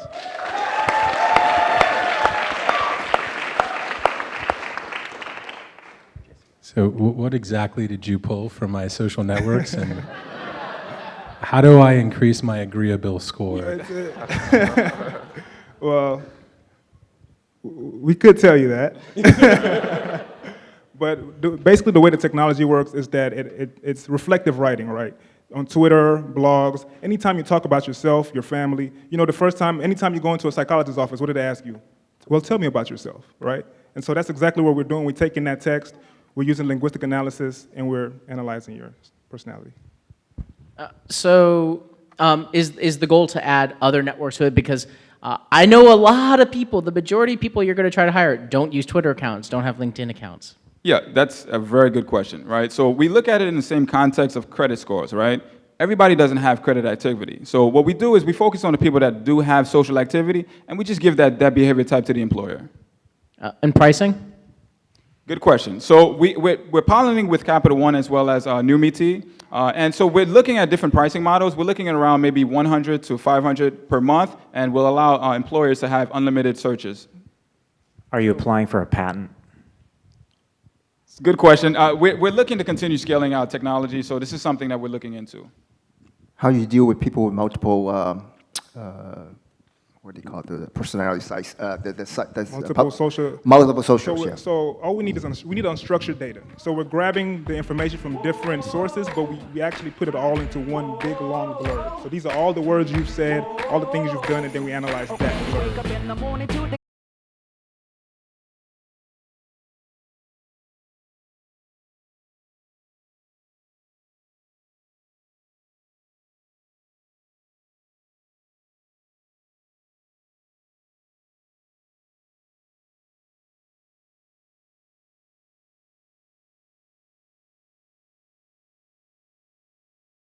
So my name is Oleg, and I'm from AppKeep. Well, it's 2015, and the world full of smart solutions, devices, but there is no smart way to handle all the issues you have with your home appliances and electronics. And sometimes it became a real headache. Your printer starts blinking, your cleaning machine have a different modes, and well, you just don't want to think about it. That's why we're launching AppKeep. So imagine you've just bought a new washing machine, and after a while, you need to do laundry, but you don't know how to use it. So with AppKeep, you just launch an app, search for a machine, add it just once, add it to your profile, and we provide you with a user-friendly manual and useful advices and life hacks how to use it. Or, well, there is another example. You have a water filtering system. If someone has it, then you know that in this case, you have to change your filter every year at the same moment. But how can you remember that? It's just once a year. So we can remind you. And more than that, we can provide you the list of the best prices and places to buy it. Well, this is how we see our product. Of course, there is a bunch of competitors. First of all, it's Google, because at the end of the day, you just go search through it. But on the other hand, it's like box with manuals. Of course, there is a bunch of other competitors, but, well, there is no single point of destination we want to be. So the business model is simple. Well, it's lead generation. And, well, for example, we know that you have a particular vacuum cleaner for the past 3 years, and statistically, you may want to change it. Or we know that you have to change your cartridge, bags, filters, batteries, like, I don't know, every month, every week, like it's huge. Or something got broken. In all these cases, we can provide leads to the specific e-commerce or repair centers. And so where are we now? We had an MVP live in Russian App Store, and we gathered feedback from 150 users about the idea and the product. Thanks to our support, Yandex, which is the biggest internet company, CIS, we have an access to the huge database, around 200,000 items to search through. And we already discussed and negotiated the business model with the biggest Russian retailers. So what we are looking for is a strategic investor who will help us to build a relationship with manufacturers, which is pretty important for us. But also, we would like to join an acceleration program. Thank you. It's AppKeep.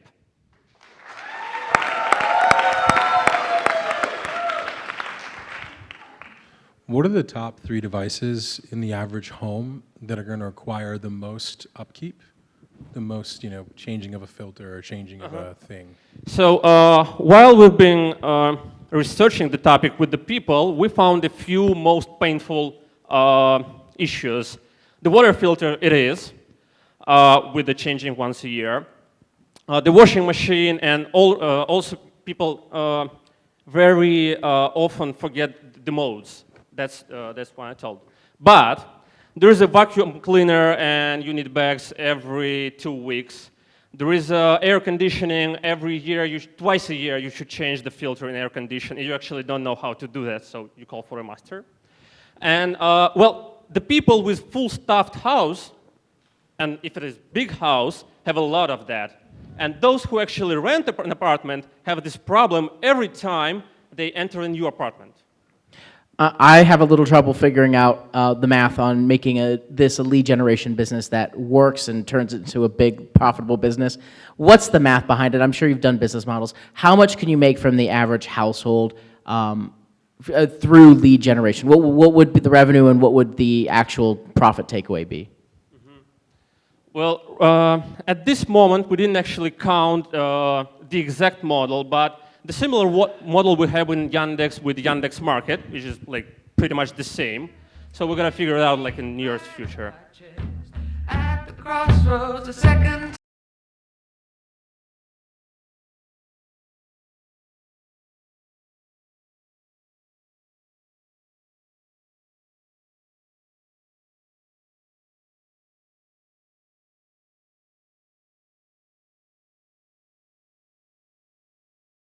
We are Lensod from Bangkok, Thailand.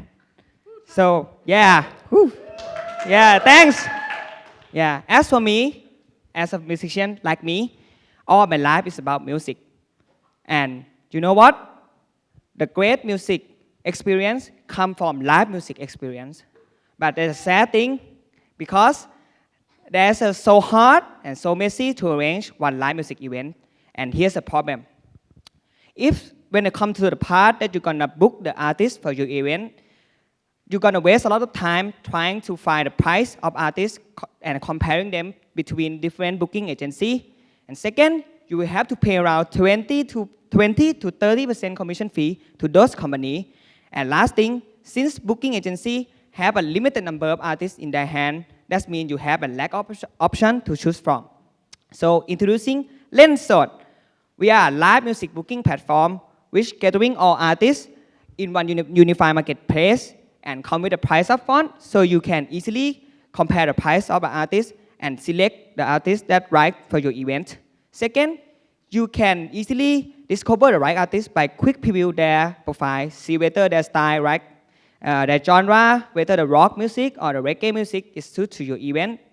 And one last thing, you can negotiate the price with an artist by offering them additional perks such as food and drinks, transportation costs, hotel, or even a beer. Yeah. So, yeah. Most importantly, all of this comes with no booking fee. So, what is our revenue model, my friend? Yeah. We have a two-way revenue model. First, we charge the artist 10% commission fee. Second, we provide additional services for event planners such as sound and lighting system rental, and that's a one-stop service for event planner. The market. In Thailand, the market value of concert and events is about $270 million. And since we are starting off in Thailand, that is our total addressable market.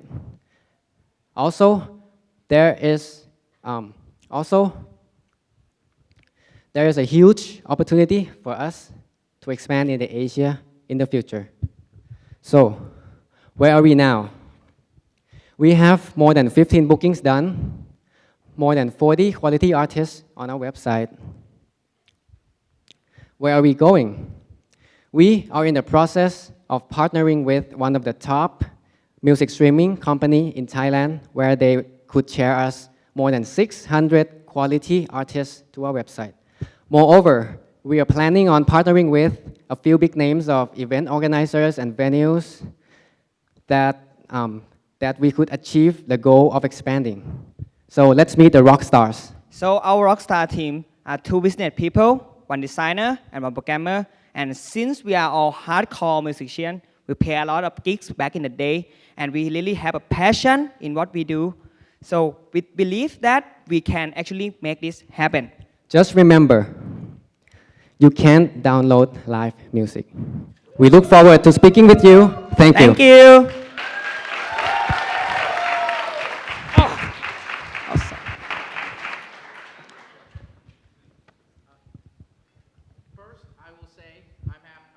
And so I support any entrepreneurship in Thailand. Yeah, That said, now there's been a glut of these platforms over the last year or two. I can name like 5 or 6 off the top of my head in the U.S. alone. What are your competitors, and why are you guys better than them? So we have competitive advantage also. That first, we are local people. We know the business. We know the people. We know the market. So that is our main competitive. And second, we come with a no booking fee. So this is where we stand differentiate from that other. Yeah.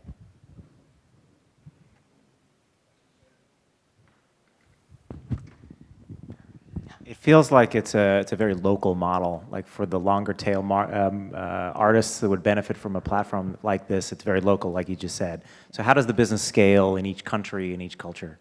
Yeah, so we still that's a good point, and we still considering it. But we try to experiment our market first, see what data we will look like, and we have more information where to decide to how to deal with this problem. Yeah. And once the company is stable in Thailand, we plan to just copy and paste in other countries in Southeast Asia. Thank you. Thank you.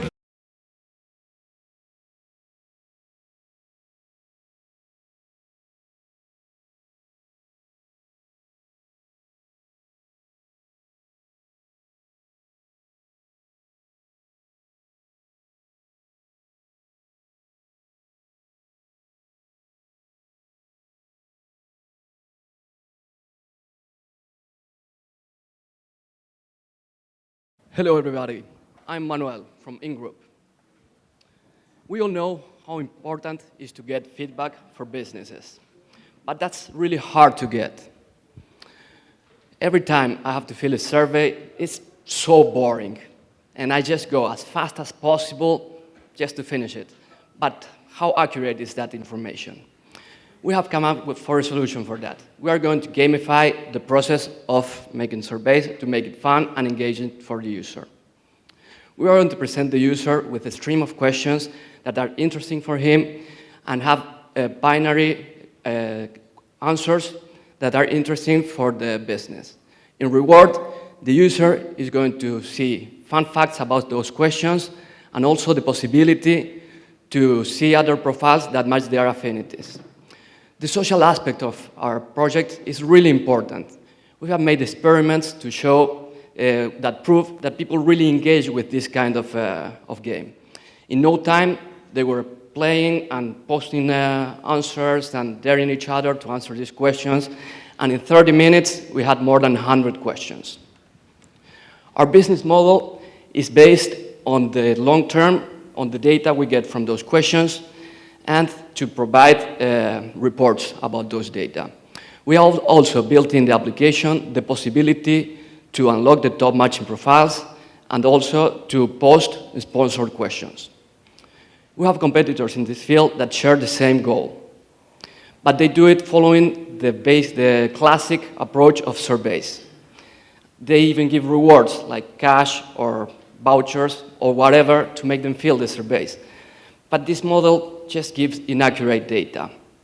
A couple of days ago, AT&T announced that it was giving 3 megabytes for those users that fill their survey. But yeah, even that is not motivating people to fill the surveys. And doing that over and over again, expecting a different result, is just crazy. We have launched a couple of weeks ago our Android version. We are going to be launching at the end of this year the iOS version, and early next year we are going to be ready with our fully featured premium services. We have seen over the last weeks that people really engage in this application. We receive new questions every day, and we already have thousands of questions answered in our platform. But we need to grow this user base a lot more. For that, we need to grow our team. We need designers, we need peer experts, and we need content curators to make a better experience. We have been busy this last time contacting interested investors in the UK and Netherlands, and we have been contacted by Telefónica Spain through their accelerator WIDA. We are a team of very passionate software engineers with lots of experience in the mobile field. We can make this a great success. Would you join us? Thank you.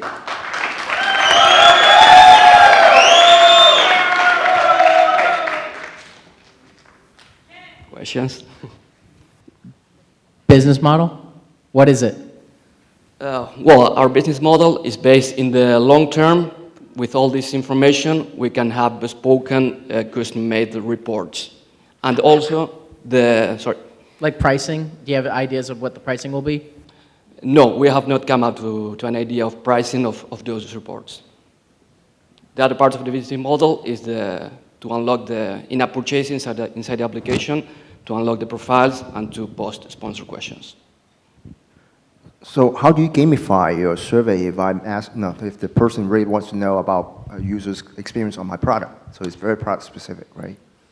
Well, the idea behind this is that user post questions that have like 2 possible answers, and the users are like retrofitting this system with more questions, and we can put these sponsored questions in the stream.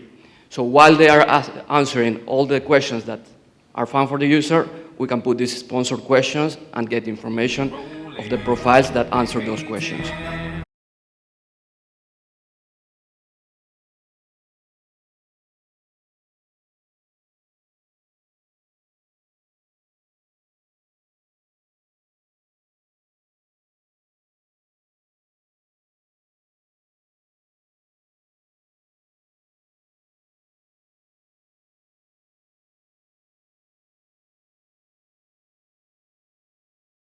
Hello everyone, my name is Saurav Tomar and I'm from India, and this is Chestream, the pulse of the internet, the one place to find out what's trending in the world at this very moment through bite-sized, super compressed videos right in your pocket.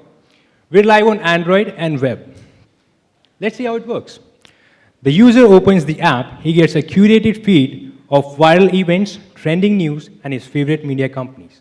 The topic channels are constantly updated with latest development in the story as they happen. The media channels are a value proposition for the company to have a video timeline of the fresh content pushing out of their pipeline. The market opportunity we're in is huge. People today are spending more time on social media than ever before. Chestream cuts through the noise of the internet to bring you a curated, evolving feed of what's hot right now. So we've solved this problem of user acquisition through strategic partnership with media companies. It's a chicken and egg problem. So we have offline events going on which are live in the app, which drives traffic offline as well. Next slide. So this space is crowded already. There's YouTube, where people upload videos and they go viral, but the discovery around videos is fragmented on YouTube. Similar thing is happening on Periscope and Meerkat as well. Where we come in is that we have an intelligent assisted automation setup in place, which automatically figures out what content is going viral and creates a channel in our app. Apart from this, all this is a part of a beautifully designed user interface called Chestream. Apart from this, now this is interesting, we have a state-of-the-art video compression technology which allows us to achieve compression rates of like 100-second videos is just 1 MB in data. So this allows us to focus on our target demography. So in India today, there are 200 million active internet users. In just 5 years, there are going to be 500 million more. We are after this market. So if you're a media company targeted to this market, you should partner with us because we can get you there. Our monetization model is simple: sponsored streams and video ads. So far, we have partnered with 14 major Indian media companies, brands like Aaj Tak and NDTV, and they're very happy to use our services. The feedback we got from our alpha launch is overwhelming so far. So the team comprises of a perfect combination of serial entrepreneurs, great developers, and awesome designers who have been friends for over half a decade. Come help us, join us as we disrupt the global video discovery and consumption market. Thank you.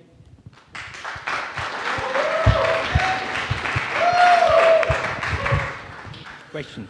How much better is your video compression than the next best option? Sorry? How much better is your video compression than the next best option? So the technology we use to compress videos is variable bitrate and like dynamic cropping. So like no one is doing that in the industry as of today. So better than Netflix? Sorry? Better than Netflix? You could say it's better than Netflix. Like it's really lossy, but the information is not getting lost. The data is getting lost like in the dynamic cropping. So yeah. I'm surprised. The real competitor, in my opinion, is Snapchat. The model is almost exactly the same. Even the color scheme is the same of the app icon. So tell me, when Snapchat goes hardcore for India, why this is any different, any better, that sort of thing.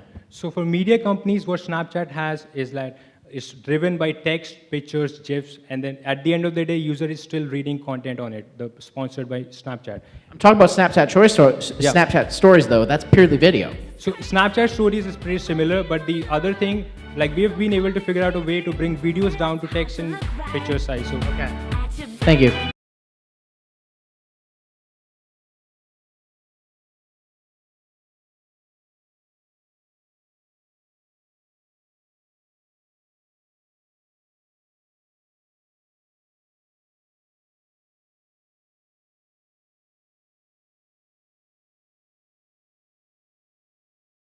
If you haven't been in the dating world for a while, let me paint you a picture.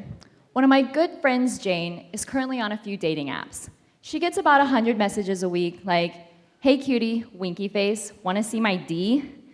She's honestly super grossed out, tired of the canned text messages, and just wants to find an emotional connection. Unfortunately, when she's actually able to schedule a date, she can't help but feel concerned for her safety. On the other hand, my friend Mike used to send out really authentic messages to girls like Jane, but he's since switched to a shotgun approach because he's getting more dates, but this has actually made him completely miserable. The amount of time that he spends on dates with girls he shouldn't have gone on is exorbitant. I know what you're thinking though. Why another dating app? Unlike our competitors, we're bringing a human experience to the online dating world. Introducing Blink, a live stream speed dating app. Jane can easily log on using her Facebook. She enters her search criteria based on gender, age, and distance, and she's ready to video chat. She instantly connects with Mike, and her heart begins to race as she sees his smile for the first time. She's quite lost for words, so she uses our icebreaker question prompter to help get the conversation going. We've also implemented HP's facial recognition to prevent our users from seeing any obscenities.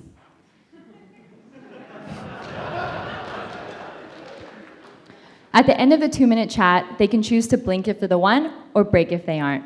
Mike and Jane had such an emotional connection, they both decide to blink and can continue flirting in our in-app chat. But how many Mike and Janes are there? Mike and Jane are just a small part of the $2.4 billion dating industry. There are 22.6 million singles like Mike and Jane in that 25 to 34-year-old age demographic who are serious about trying to find a partner. A fifth of singles are already using dating apps. So how do we get to them? We created a BuzzFeed-style quiz. 7 questions, 1 million combinations. Can you find your soulmate? We strategically partnered with a singles meetup organizer in Austin, Texas, who initially launched our quiz. We then spent about $100 on Twitter and Facebook ads. During our 30-day campaign, we received over 1,000 qualified single leads, out of which over 200 attended our first singles event. We currently have 350 beta signups and will continue expanding in Austin. We'll continue launching viral quizzes like this in other cities. But how do we make money? We're doing a subscriptions and credits model. You pay $10 per month and you get 3 video chats per week. If you want more, you simply buy more credits. Now, why are we the right team to do this? We have a wealth of experience, from Facebook, Apple, IBM, all the way to Wall Street. We look forward to speaking with advisors, investors, and consumer apps after the show. Let's change the dating world together.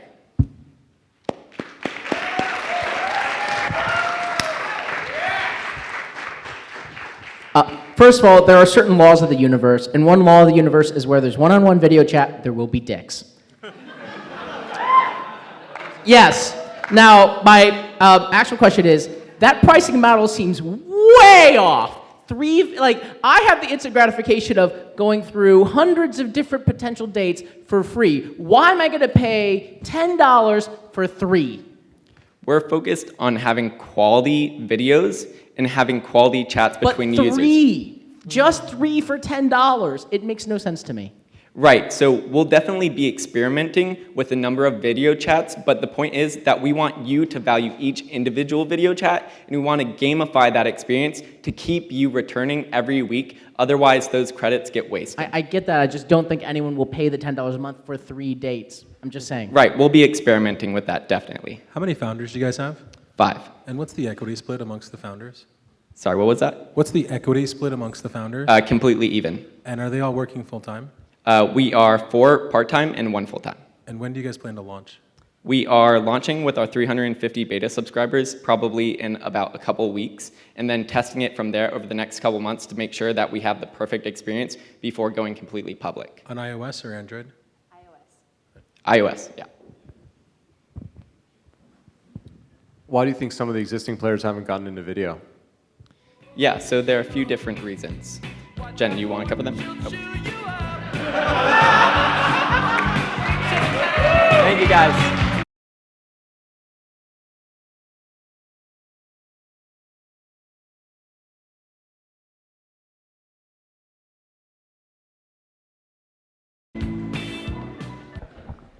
All right, ladies and gentlemen, and that concludes our team. Please give a big round of applause for both our teams and our judges.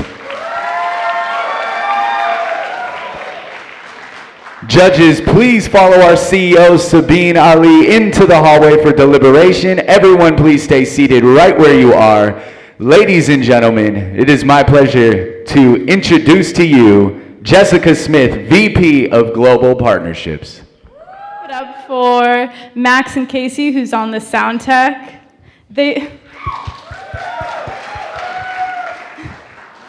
So right now, we're going into judges' deliberation, and we're going to take about a few minutes just to pick out who's the overall winner, also who's going to win the HP and, the big checks have gone, the HP, the Lab 360 prize, and a few other prizes as well. So right now, I'm going to kill some time and ask the audience, even though I can't really see you, okay, now I can, who's going to the after party and who's going to the startup bash? Okay, great. So we have buses that are coming out around 8:30, so don't worry about getting an Uber or a Lyft unless you want to roll up in a nice black car, that's up to you. But we have shuttles outside. They're going to take you all the way there. Make sure that you do have a stamp on your hand, and we'll get you inside. I'm actually going to be there along with Ratish. I don't see you out there, but me and him are going to be at the door, so we're only going to be letting people in that have the stamps. Anyways, it's going to be a lot of fun. I don't know if who here has gone to an Angel Hack party before? Okay, so you know what they're about. And if you haven't gone, you're definitely missing out. It's going to be a great opportunity to have fun, unwind, but also talk with the teams that are going to be there. Please keep a note that it's only 21 and up. So if you're under 21, you cannot come. So there's definitely a lot of activities you can do besides that, like bowling. Okay.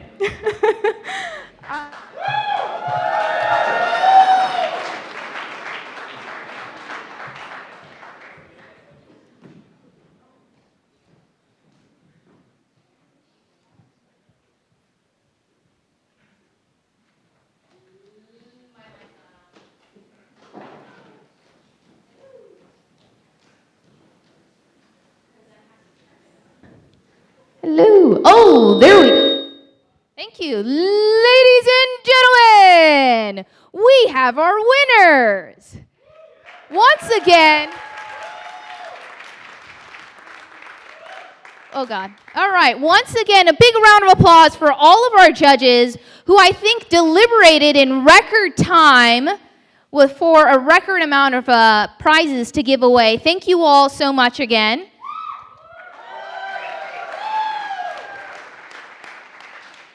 First, I'd like to bring up Kat from YC, and she's going to announce the winners of the 4 teams that have office hours with Y Combinator. All right, hi everybody. So, the 4 teams that we'd love to do office hours with are AtumSoft, Blink. Yeah, get up here if you want.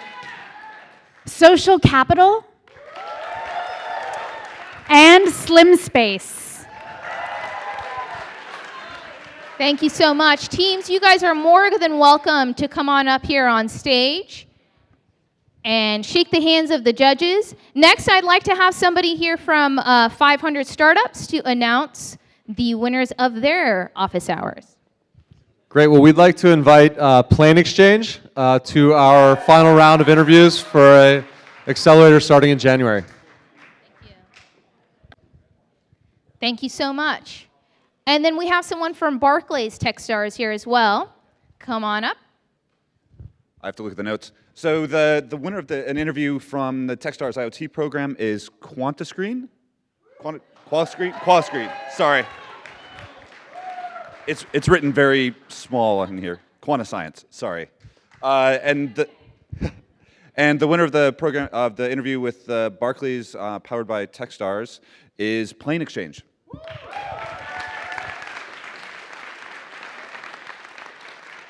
Next, I'd like to call up Mr. Sean Hughes. Isn't he looking lovely in his tuxedo? To announce which team is getting the $10,000 from HP, no strings attached, other than a brand new handbag for yours truly. That'll be Team Wrappup. Come on up.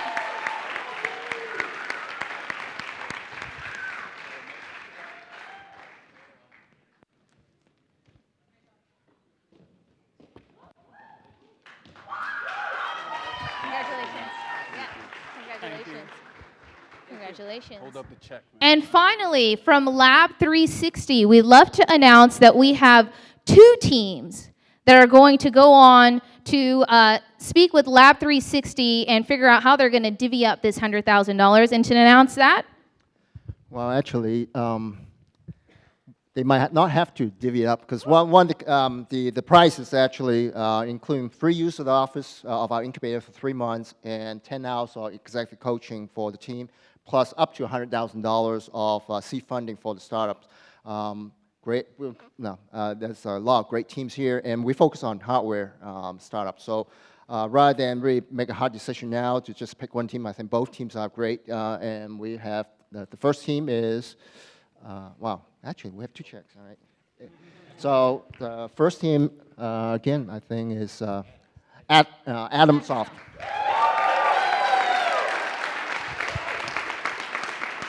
Thank you. Thank you.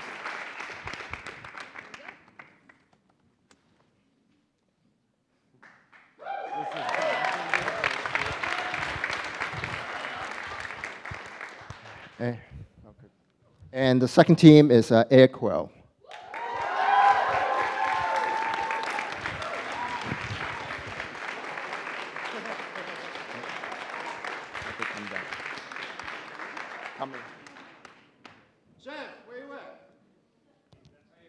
Come on, guys, keep the round of applause going for all of these.